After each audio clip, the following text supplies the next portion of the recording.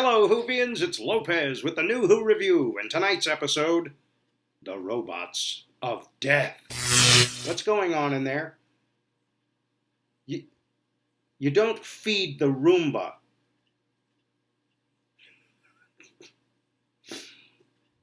What are you feeding the Roomba? That's fantastic. Look, you broke it. It's not moving. Painted? We watched that the other night, huh? Yeah. Speaking of slaps, come on. I'm trying to.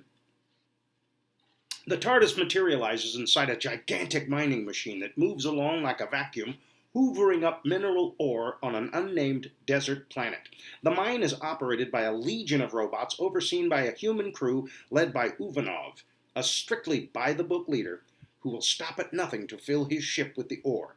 But when the crew starts dying, one by one, the Doctor and Leela must discover the unknown controller and reprogram the robots of death. Stop feeding the Roomba! This four-part story first aired from January 29th to February 19th of 1977. It was written by Chris Butcher and directed by Michael E. Bryant, and I enjoyed this story very much. There are a lot of themes here. Dune, Asimov's Rules of Robotics, Locked Room Murder Mysteries, The Terminator, and more.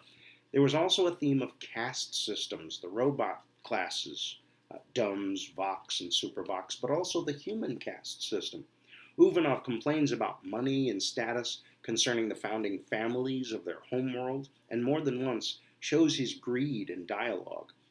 The murder mystery aspect was fun. The Doctor foreshadows the true identity of the controller in an offhand comment.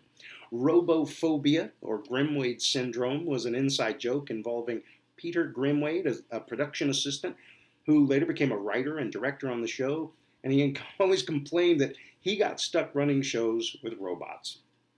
I loved the Laserson probe. It had the name on it in logo style.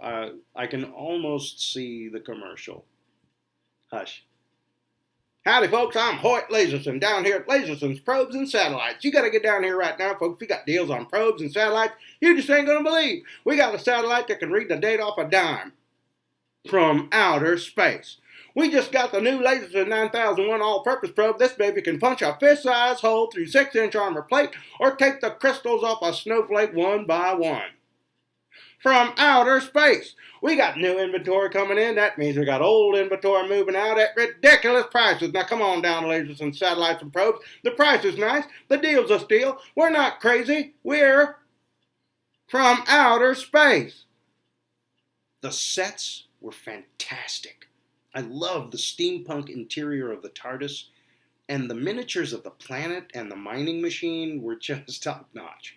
The machine is seen skimming over the planet's surface, inhaling the ore from sandstorms and knocking giant boulders out of the way and down slopes. It was just neat.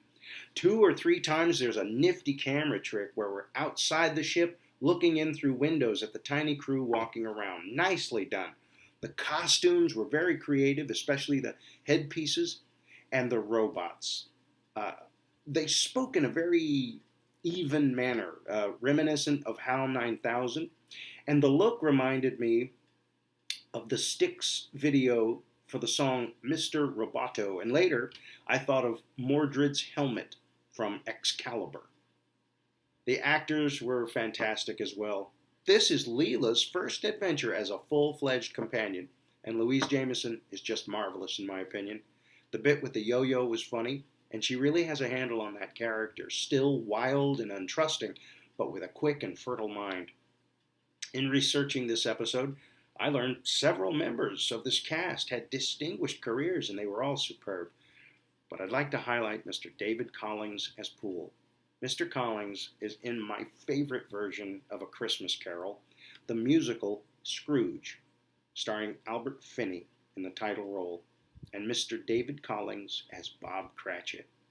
Sadly, Mr. Collings passed away just this past March in 2020, but I will see him every Christmas, and I hope you'll give it a look too if you haven't already. A new Roomba? You know what I really want for Christmas? Clean up your messes and stop breaking things. True. I'll see you in time.